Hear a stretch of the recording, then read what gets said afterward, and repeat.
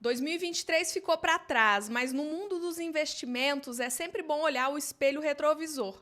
Quais foram os melhores fundos de 2023? O vídeo de hoje é sobre isso. Eu já te peço o seu like, que você ative o sininho para não perder conteúdo. Toda terça e quinta tem vídeo novo aqui no canal. Peço que se inscreva no canal se gosta do meu conteúdo e que mande esse vídeo para os seus amigos para me ajudar a fazer o canal crescer. Eu também estou no Instagram, @EstelaMourão. Aqui embaixo tem um link na descrição para você me seguir por lá. Eu separei para vocês o ranking dos melhores fundos imobiliários em termos de rentabilidade, ou seja, valorização da cota mais dividendos pagos em 2023 nos melhores segmentos de fundos imobiliários. E depois de mostrar os 6 fundos que foram os mais rentáveis de 2023, eu vou dar o meu ranking, mas não pela rentabilidade, pelos movimentos, pela gestão alinhada com os cotistas, pelo crescimento sim de rendimentos. O melhor FOF em termos de resultado que nós temos é o CAFOF. O FOF gerido pela Quineia teve uma rentabilidade de 36,37%. Seu IPO aconteceu no dia 22 de janeiro de 2019. Ele tem hoje um patrimônio líquido de 433,7 milhões de reais e mais de 19 mil cotistas. Ele foi um dos poucos FOFs a atingir o seu valor patrimonial e fez bastante ganho de capital no último semestre de 2023. Ele fez 70 centavos por cota, e isso porque a gente ainda não tinha, quando eu estou gravando esse vídeo, o relatório de dezembro. Ele teve um crescimento de rendimentos no ano de 2023. Em janeiro ele pagava 72 centavos e os últimos 3 meses de 2023 pagou 80 centavos por cada cota. E essa é a carteira do CAFOF. A sua maior posição é a HSML11, depois LVBI11 e a terceira maior posição KNCR11. No segmento de híbridos, o melhor fundo imobiliário é o RBVA11. O fundo imobiliário de agências bancárias gerido pela Rio Bravo teve uma rentabilidade de 35,9% no ano de 2023. Ele é um fundo antigo, né? Teve seu IPO no dia 14 de novembro de 2012. Tem um patrimônio líquido de 1,2 bilhões de reais e mais de 47 mil cotistas. Ele tem 75 ativos, mas tem concentração de inquilino. Ele tem 8 inquilinos apenas. Pela receita, a gente percebe que a Caixa Econômica Federal é responsável por 34,8% da receita do fundo, o Santander 32,6% da receita do fundo, ou seja, ele tem aí quase 70% em bancos. Ele também cresceu o pagamento de dividendos durante o ano. Em janeiro ele pagou não recorrente, mas se a gente olhar em fevereiro, ele pagou 95 centavos por cota e no meio do ano já, a partir de julho, ele começa a pagar R$ 1 por cada cota. No segmento de lajes, o fundo mais rentável foi o TEP11. O fundo de lajes corporativas, gerido pela Telos e Rio Bravo, teve uma rentabilidade só em 2023 de 50,14%. E tem gente que ainda fala que fundo imobiliário é a mesma coisa que renda fixa, né? O fundo teve seu IPO no dia 26 de setembro de 2019.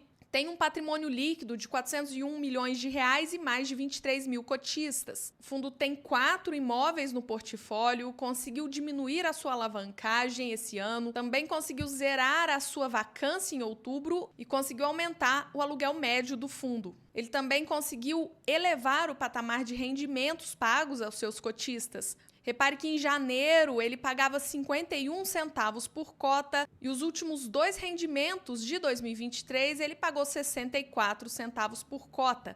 Tem vídeo completo de análise do TEP11, eu vou colocar no card para vocês. Quem não viu, vale a pena assistir. No segmento logístico, quem ganha é o BRCO11. O fundo imobiliário de logística gerido pela Bresco teve uma rentabilidade no ano de 34,88%. Seu IPO aconteceu no dia 5 de dezembro de 2019. Ele tem um patrimônio líquido de 1,8 bilhões de reais e mais de 119 mil cotistas. O fundo tem 10 imóveis, 9 são classificação A+, e 1 é classificação A. Os imóveis são localizados, 50% deles, em São Paulo e 68% são last mile. O fundo teve muito lucro com venda de imóvel durante o ano e por isso seus rendimentos também aumentaram. Repare que em janeiro ele pagava cerca de 65 centavos por cota e em dezembro pagou 95 centavos, um baita aumento, mas tem muito não recorrente aí, tá? No segmento de papel, o fundo mais rentável foi o BTCI11. Fundo de papel gerido pela BTG teve uma rentabilidade em 2023 de 24,99%. Ele teve seu IPO no dia 19 de junho de 2009, ele é bem antigo. Na verdade, o fundo de papel mais antigo da Bolsa tinha outro nome na época, chamava FEXC. Ele tem um patrimônio líquido de R$ 1 bilhão e mais de 140 mil cotistas. Ganhou muito cotista depois do desdobramento de suas cotas, que agora é base 10. O fundo tem 86,7% do seu patrimônio em CRIs, 8,2% em fundos imobiliários e 5,1% em caixa. Por indexadores, ele tem 67% em IPCA mais 7,2%, 30% em CDI mais 3,9% e 3% em IGPM mais 8,4%. E a rentabilidade do fundo desde o seu início é impressionante. Reparem que bate FIX, CDI e IPCA e bate de longe, né? E durante o ano, ele começou pagando 10 centavos por cota e terminou pagando 10 centavos por cota. A gente sabe que fundo de papel ele vai variar o seu pagamento de rendimentos de acordo com as taxas. Então, geralmente, ele cresce muito quando tem um crescimento muito grande das taxas, né? No caso dele, a maior parte é IPCA. Se o IPCA sobe muito, ele vai pagar muito mais. Mas se não sobe tanto, aí ele não tem esse crescimento, faz parte. E o nosso sexto fundo, o melhor fundo de shopping, é o XPML11. O fundo imobiliário de shopping gerido pela XP teve uma rentabilidade em 2023 de 34,58%. Ele teve seu IPO no dia 28 de dezembro de 2017. Seu patrimônio líquido cresceu bastante depois das emissões que ele fez esse ano, né?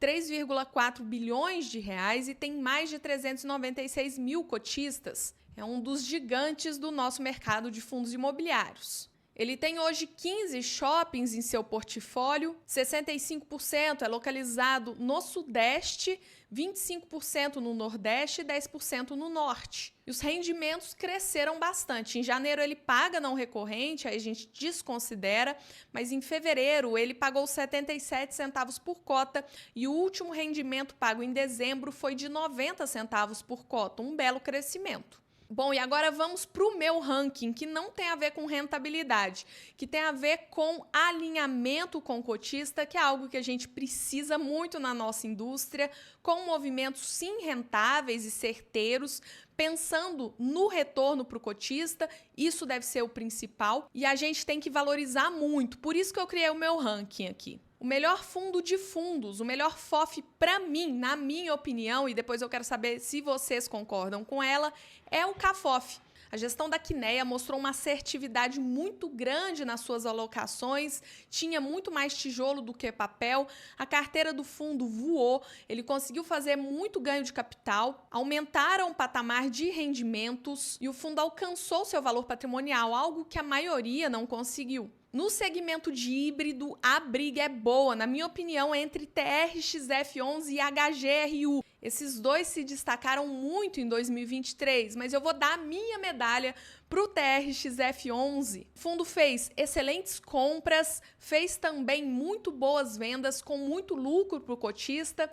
A HGRU também fez, tá? Mas ele também reduziu bastante a sua alavancagem, reduziu a concentração no seu maior inquilino, que é o Assaí, e aumentou bastante o patamar de rendimentos. Ele mostrou um alinhamento com os cotistas muito bom. Até pesquisa de satisfação do que os cotistas gostariam de ter, eles fizeram e eles atenderam os pedidos dos cotistas. Mas a HGRU também fez um baita de um trabalho, CSHG, né? Em lajes corporativas, TEP11 foi o destaque para mim de 2023. Eles têm uma estratégia muito legal de melhoria nos seus imóveis que tem dado resultado. Zeraram vacância, coisa que a maioria dos fundos de laje não conseguiu, aumentou o preço do aluguel e aumentou, consequentemente, o patamar de rendimentos. No segmento de logística, a minha medalha vai para o BTLG11, gerido pela BTG. Para mim, eles fizeram excelentes compras, principalmente esses 3 últimos imóveis, né? 2 no Raio 30 de São Paulo, um que tem uma área de expansão gigante também, mais de 74 mil metros quadrados. Fizeram também vendas muito lucrativas para os seus cotistas, reduziram a sua alavancagem em 26% e melhoraram o relatório gerencial, algo que mostra um bom alinhamento com seus cotistas. E isso tem que ser aplaudido, tem muita gestora piorando seus relatórios gerenciais. No segmento de papel, o meu prêmio iria para o AFH11 da AF Invest. Numa terra em que os fundos de papel têm feito alocações cheias de conflito de interesse, eles sempre focaram no melhor para os seus cotistas, têm excelente visão macro e tiveram um posicionamento assertivo em indexadores, o que geraram uma baita de uma estabilidade nos rendimentos do fundo. Sem contar o absurdo alinhamento com seus cotistas, inclusive inventando a moda de pagar as suas emissões. Emissão custo zero para o cotista. Não tem nada que mostre mais alinhamento com os seus cotistas do que isso. Em shoppings foi difícil porque, sinceramente, XPML tem feito sim um bom trabalho. HSML também tem feito um bom trabalho, principalmente agora com esse fato relevante de que vai pagar 105 milhões da alavancagem do fundo, com uma venda muito boa no Shopping Pátio Maceió, mas eu daria a minha medalha para o HGBS11. O fundo fez excelentes vendas com um lucro absurdo para os seus cotistas, comprou bons shoppings com bons cap rates e também aumentou o patamar de rendimentos. Logicamente, esses R$2 não devem ser sustentados em 2024, mas de todo jeito, quem pagou cerca de R$170, R$160 pelo fundo está rindo de orelha a orelha, ganhando mais de 1% num fundo que tem mais de 10 anos e uma diversificação absurda de portfólio. Agora eu quero saber de você. Você tem algum desses fundos na sua carteira? Concorda com o meu ranking? Qual seria o seu ranking? Eu quero muito ler. Coloca nos comentários. Por esse vídeo é isso. Até o próximo vídeo.